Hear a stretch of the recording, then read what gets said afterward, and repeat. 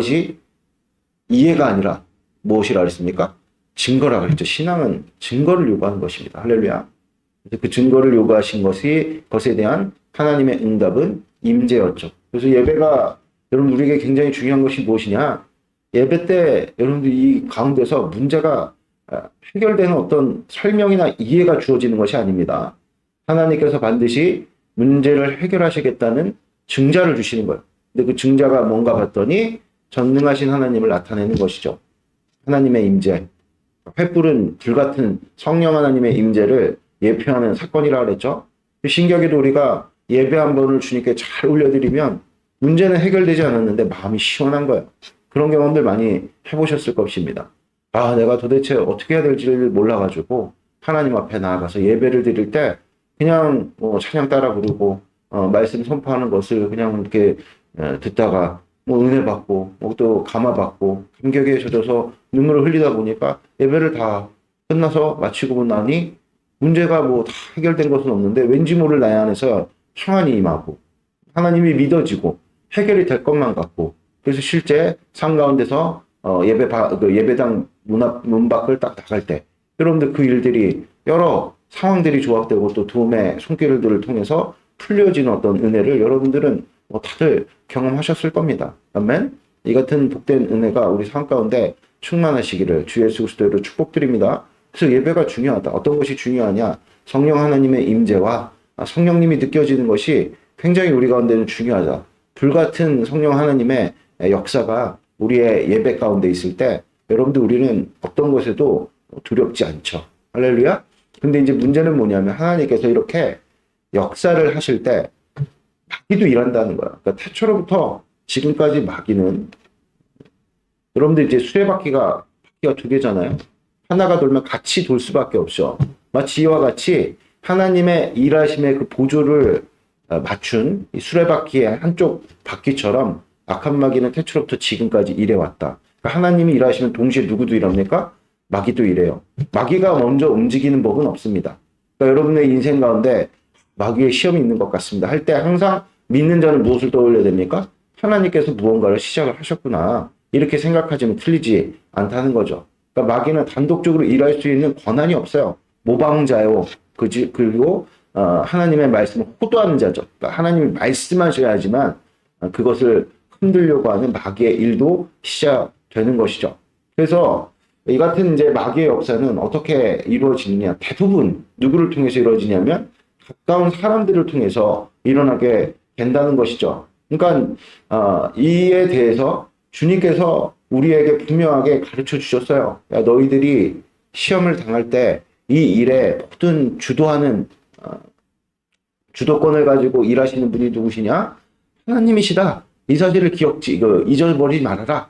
예수님께서 우리에게 직접 산상수훈에서 가르쳐 주셨거든요. 그 말씀 우리가 같이 한번 읽어보도록 하겠습니다. 마태복음 10장 34절에 36절. 네. 읽겠습니다. 34절에 36절 같이 읽겠습니다. 시작. 내가 세상에 화평을 주러 온 줄로 생각하지 말라. 화평이 아니여 검을 주러 왔노라.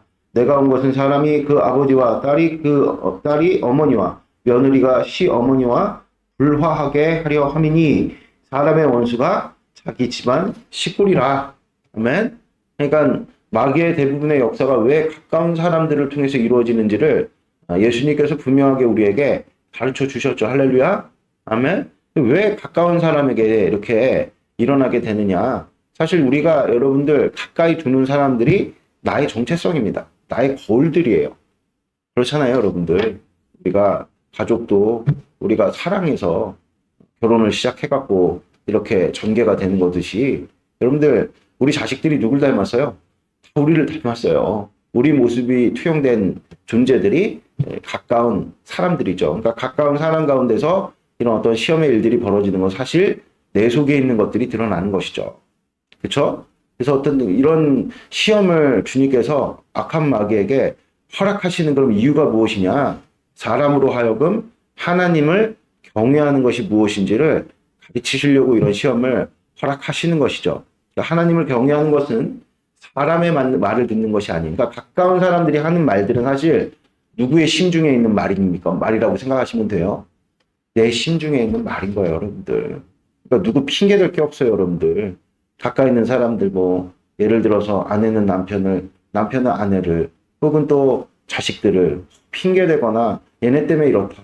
이렇게 이야기할 필요가 없는 거예요, 여러분들. 그것은 여러분들 책임을 회피하는 것입니다. 아멘. 그러니까 우리가 가까이 있는 사람들이 뭔가 이렇게 시험할 만한 행동이나 말을 할 때는 그게 어디에, 어느 심중에 있다고 보시면 됩니까? 내 심중에 있는 문제를 주님께서 드러내시는 것이구나. 이렇게 이해를 하시면은 틀리지 않다는 것이죠. 아멘. 그럼 그런 일들이 왜 일어나느냐?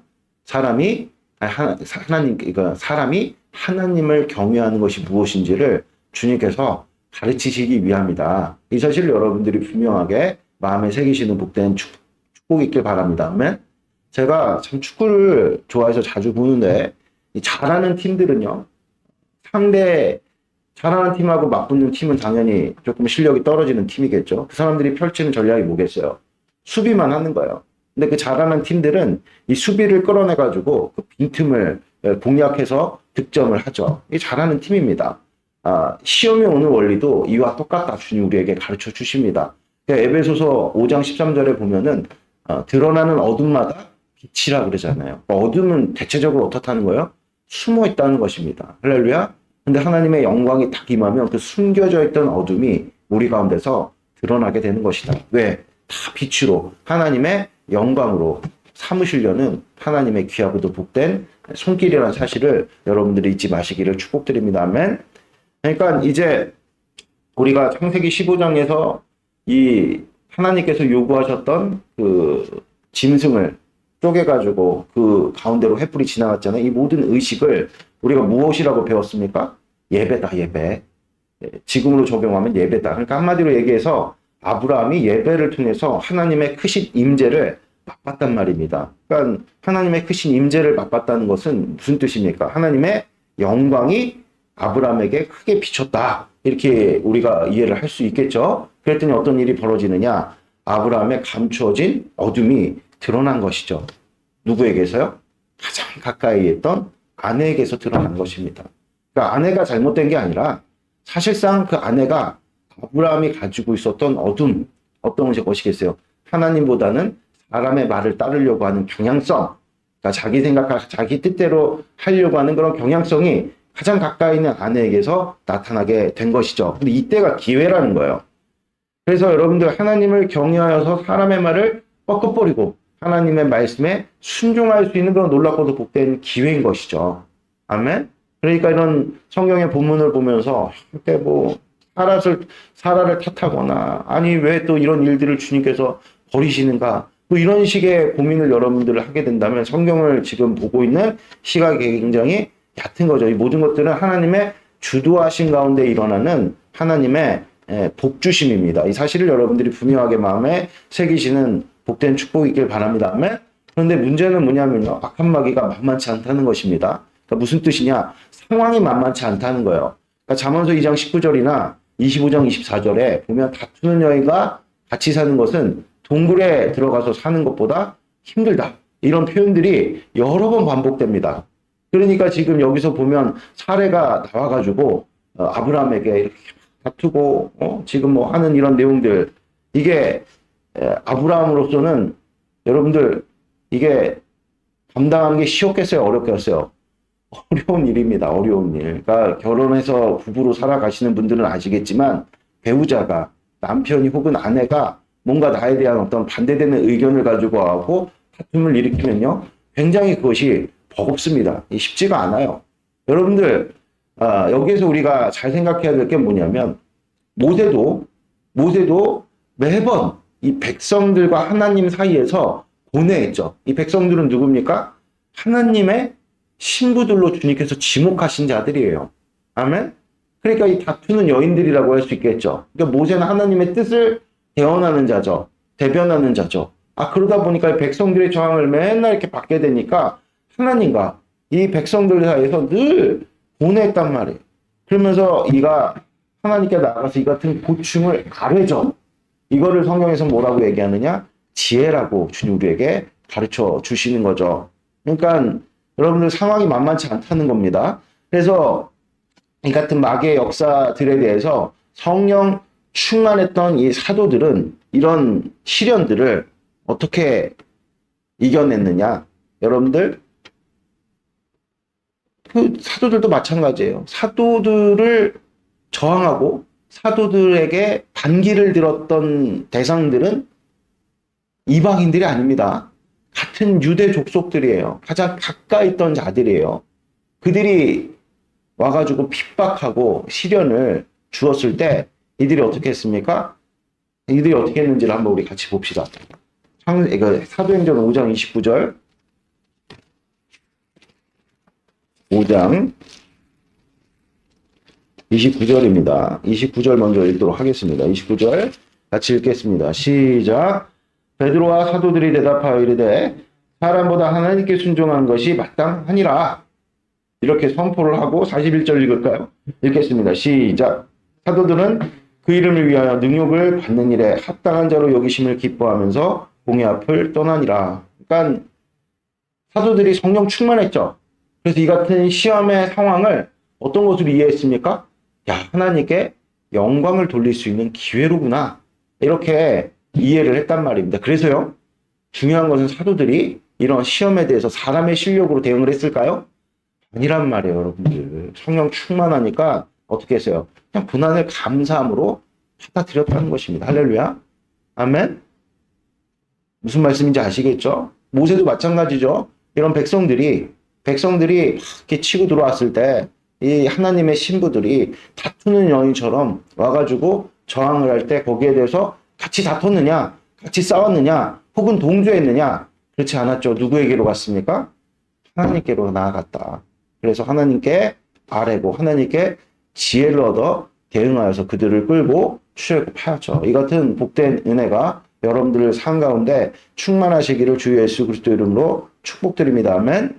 그러니까 아브라함에게 찾아온 이 같은 시련은 사실은 하나님께서 기회를 주신 것이죠. 즉 하나님께 영광을 돌릴 기회를 얻은 것입니다. 그럼 어떻게 하나님께 영광을 돌리느냐? 시련이 닥칠 때 우리는 누구에게 아뢰야 된다고 분명하게 앞서 밝혔습니까?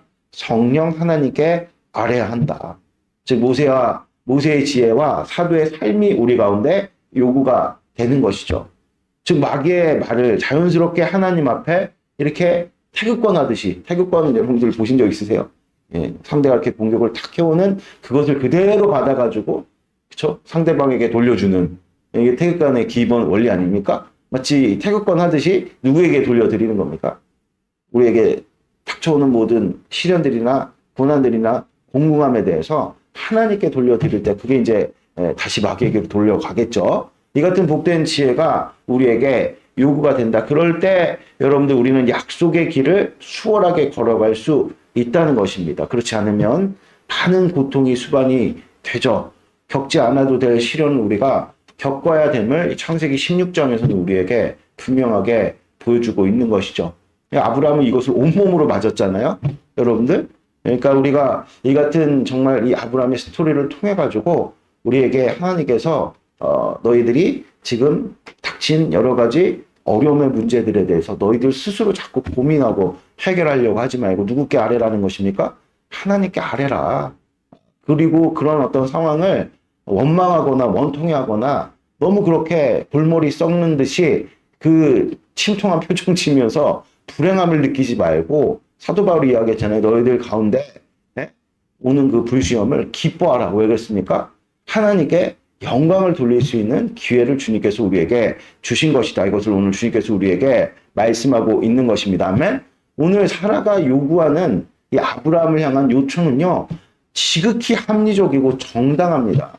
흠이 보이지를 않아요. 그렇잖아요? 아니 하나님께서 약속하셨는데 너와 나는 이제 경수가 끊어졌고 당신은 이제 할아버지가 됐는데 어디서 우리가 이제 시간을 더 지체하면은 자손을 얻을 수 있느냐. 하나님 말씀하셨으니까 우리가 말씀하신 대로 행해야 되지 않겠느냐. 그러면서 막 지금 아브라함이 반박할 수 없는 논리를 가지고 계속 밀어붙이고 있다는 것이죠. 그러니까 제가 앞서 축구로 예화를 드렸잖아요. 우리가 이렇게 프리미엄 리그 같은 걸 보면은 이 수비가 강한 팀들이 그 골을 뺏으려고 어떻게 합니까? 대단히 이렇게 막 압박을 받고 오죠. 수비 공격 상대방의 공을 뺏으려고 엄청나게 막 압박을 해갖고 들어온다는 것입니다. 거기서 여러분들 공을 뺏기면은 헤게모니를 넘겨주게 되는 것이 공을 뺏기면 안 됩니다. 그럴 때 어떻게 해야 됩니까? 우리 진영의 슈퍼스타. 이번 주에도 뭐 손흥민이 골을 넣었다 그러죠. 이 슈퍼스타 가장 잘하는 볼을 가장 잘 다루는 선수에게 볼을 돌려가지고 이 압박을 이걸 뭐 탈압박이라 그럽니다. 이 압박을 탈출을 해낼 때 여러분들 우리가 새로운 어떤 공격 전술 공격을 펼쳐가지고 볼을 넣을 수가 있는 거겠죠. 이해를 돕기 위해서 제가 축구로 이해를 드리는 겁니다. 그럼 여러분들 우리 진영의 슈퍼스타가 누굽니까? 가장 이 같은 문제를 능하게 해결하실 리가 누구십니까? 태초부터 지금까지 수천 년간 이 같은 마귀의 공격들을 능수능란하게 다 탈압박해갖고 이겨내신 이가 누구십니까? 우리 안에 계신 성령 하나님이시다.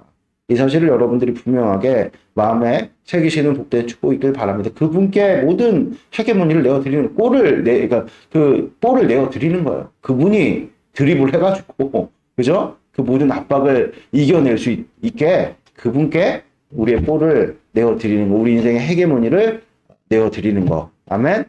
그럴 때 여러분들 성령 하나님께서 여러분들 출애굽 백성들이 얼마나 하여튼간 모세의 그 말을 뺏으려고 애를 많이 썼습니까? 모세의 생각을 꺾으려고 애를 많이 썼어요? 모세가 상대하면 이길 수 있었겠습니까? 심지어 그들은 돌을 쳐가지고 모세를 죽이려고 말로 안 되니까 물리적인 어떤 압박을 행해가지고 모세를 꺾으려고 그런 숱한 악한 마귀의 압박을 이루어졌을 때 모세가 주님께 아랬더니 어떻게 했어요?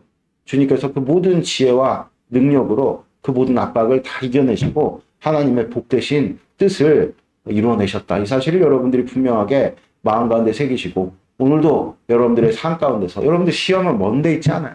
가장 가까이서 일어나는 사실을 여러분들 잊지 마시기를 축복드립니다.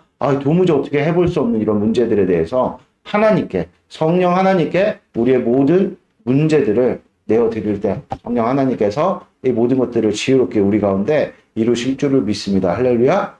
그럴 때 여러분들 오늘도 아브라함의 스토리는 우리가 이미 잘 알잖아요. 그럼 압박에 이기지 못해가지고 해결을 내주었더니 상당히 오랜 기간 제가 왜 4절까지 읽었냐면 내어주자마자 무슨 일이 벌어졌느냐. 하갈이 임신하니까 어떤 일이 벌어집니까? 그 사라를 대적하는 일들이 이건 뭐 도무지 예전에 우리 이명무 형제 오늘 예배 가운데 오셨으니까 지난번에 계셨던 그 사업자 모임 있잖아요. 맞다 거기서 대표를 맡으셨잖아. 근데 그 안에서 막 이런저런 사람들 간에 분쟁을 겪으셨죠. 거기서 하늘 되시고 거기서 나오셨는데 정말 쉽지가 않습니다. 그러니까 우리가 하나님 안에서 정말 복되신 뜻을 하나님의 말씀에 경청해서 살아가게 되면 왜냐하면 자 보세요. 악한 마귀는 시기 질투하는 영입니다. 그러니까 하나님의 놀랍고도 복된 임재가 아브라함이 예배를 통해서 경험을 했잖아요. 이제 문제는 이제 마귀 입장에서는 하나님의 뜻이 이제 아브라함 가정 가운데 펼치는 일을 그냥 눈뜨고 바라보는 일밖에 없는 거예요. 그러니까 그럴 수 없기 때문에 엄청나게 지금 저항을 하고 있는 것이거든요. 어떻게 해서든지 그 일을 막을 수 있다면 막는 것이 마귀의 일이요. 막을 수 없다면 최대한 그 일을 지연시키는. 그래서 우리가 마귀의 속임수에 넘어가게 되면은 뭐 하나님의 뜻은 마귀가 거부할 수 없기 때문에 이루어지죠. 반드시. 우리에게 예배 가운데 성령 하나님의 감화감동으로 주신 말씀은 반드시 이루어집니다. 근데 그 말씀이 우리 안에서 좀 수월하고 복되게 이루어지느냐? 아니면 우리의 죄악 때문에 하나님께서 더 큰 애를 쓰시면서 하나님이 애를 쓰시면 우리는 뭐 괜찮겠어요? 우리도 힘들지. 그렇죠? 그러니까 이때 아브라함이 하나님께 영광을 올려드릴 수 있는 기회를 어떻게 보면은 깨어있지 못해가지고 놓친 그 바람에 아브라함 가정 가운데 아브라함 자체가 참 이렇게 견디기 어려운 문제들이 지금 일어나는 것을 보게 되잖아요, 여러분들. 이걸 통해서 주님께서 오늘 이 아침에 우리에게 지금 권면하고 계시는 것이죠. 나는 너희가 고생하는 것을 원치 않는다. 예레미야서 우리가 33장 29절인가요? 29장 33절인가요? 그걸 보면 너희를 향한 나의 뜻은 재앙도 아니고 내가 너희를 고생하는 걸 내가 원치 않아. 내가 너희를 향한 나의 뜻은 너의 평안이요. 그쵸? 너의 미래에 대한 희망이다. 이게 똑같아요. 아브라함에게 주님께서 주셨던 내가 너의 방패요. 내가 너의 상급이다. 이 내용이 계속해서 우리 가운데서 반복되는 것이죠. 할렐루야. 여러분들 그래서 오늘도 우리가 지혜를 가져서 여러분들 문제를 자꾸 사람의 힘으로 해결하려고 하다 보면 사람의 말을 듣게 돼 있다는 것이죠. 하나님께 우리의 뿔을 내어드려서 우리 가운데서 우리에게서 헤게모니를 뺏으려고 하는 이 여러 가지 정황과 상황 가운데 역사하는 악한 마귀를 우리가 대적하고 내어 쫓고 하나님께서 일하시도록 여러분들 주님께 여러분들의 인생의 모든 문제, 즉 헤게모니를 내어드리는 복된 아침이 되시기를 주 예수 그리스도 이름으로 축복드립니다. 기도드리겠습니다. 하나님 아버지 감사합니다. 오늘 선포된 말씀 우리 가운데 이루어 주셔서 아버지 우리 인생에 아버지 여러 가지 정말 주님께서 말씀하시고 역사하시고 은혜 주시고 또 우리의 가슴을 뜨겁게 하신 일들이 반드시 우리 가운데 이루어질진데 아버지 우리 가운데는 우리가 죄로 말미암아 아버지 우리가 정말 여러 삶을 마귀가 점거하고 있고 마귀에게 헤게모니를 빼앗겼던 아버지 정말 영역들이 너무나도 많기에 아버지 악한 마귀가 하나님의 뜻이 자신에게 미쳐서 자신이 떠나야 될까 두려우니 얼마나 우리 인생 가운데 저항이 심합니까? 그래서 우리의 인생 가운데 정말 하나 되지 못한 틈을 타고 들어와서 여러 가지 아버지 정말 힘든 말들로 우리를 어렵게 만들지만 우리 또한 사도들의 아버지 그 길을 쫓겠노라 제자도를 이루는 자들로서 늘 깨어 있어서 아버지 우리가 사람의 말을 듣는 것보다 하나님께 순종하는 것이 옳다. 아버지 앞에 순종하는 것이 무엇이겠습니까? 우리 모든 문제를 주님께 맡겨드리는 것인 줄을 믿습니다. 아버지 앞에 우리가 모든 문제를 하나님 앞에 RM에 하나님께서 일하셔서 하나님께서 우리의 운전대를 잡으셔서 이 모든 상황들을 돌파하여서 주님께서 우리에게 주시고자 하는 평안과 미래에 대한 소망을 우리가 넉넉히 누리는 것에 부족함이 없는 아버지의 백성들이 되어줄 수 있도록 축복을 더하여 주시옵소서. 감사합니다. 부활의 주님 되신 예수님의 이름으로 기도드렸습니다. 아멘. 잘 고쳤습니다.